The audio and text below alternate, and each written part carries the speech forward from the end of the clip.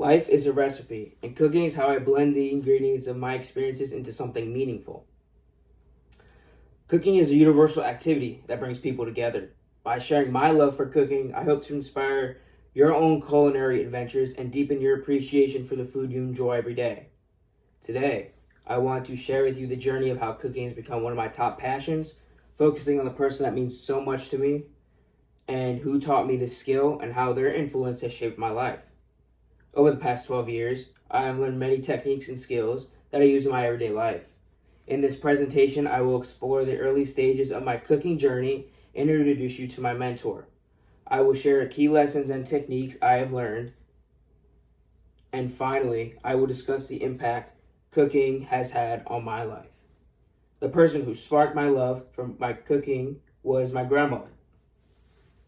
Before I even considered cooking as a hobby, my grandmother and I would always make ice cream after dinner when she used to babysit me when I was younger. My love for cooking really took off when I was around 8 years old. I was a little more curious on how things worked in the kitchen, and my grandmother was really the forefront of this passion. During the early stages of my cooking, I tried to really hone on making breakfast foods and master dishes like pancakes, French toast, eggs, and bacon.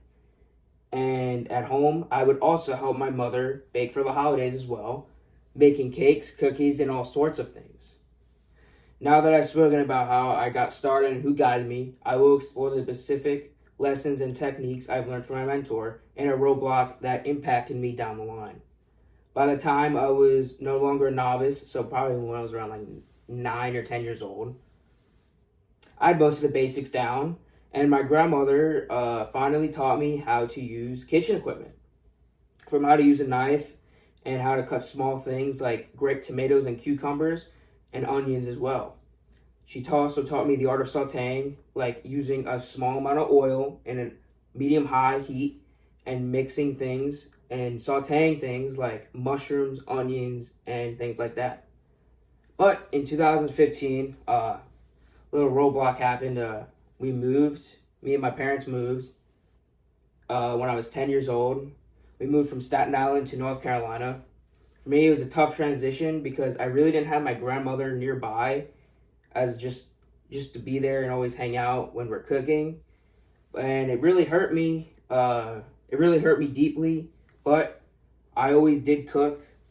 I always kept cooking, and it really got me through like the really hard stages of moving to a new state. Despite the move, I used cooking as a crutch though, and I expanded to more diverse and complicated dishes like shrimp, homemade lo mein, and risotto. In the summer of 2018, my grandparents ended up moving to Delaware. I remember visiting them, and I was able to show off some of my knife skills that I've been practicing since I've been moving. And I also made mac and cheese and pulled pork with my grandmother. In 2019, my grandmother gave me an early birthday gift, a stay at an overnight cooking camp in Georgia called MasterChef, similar to the television show.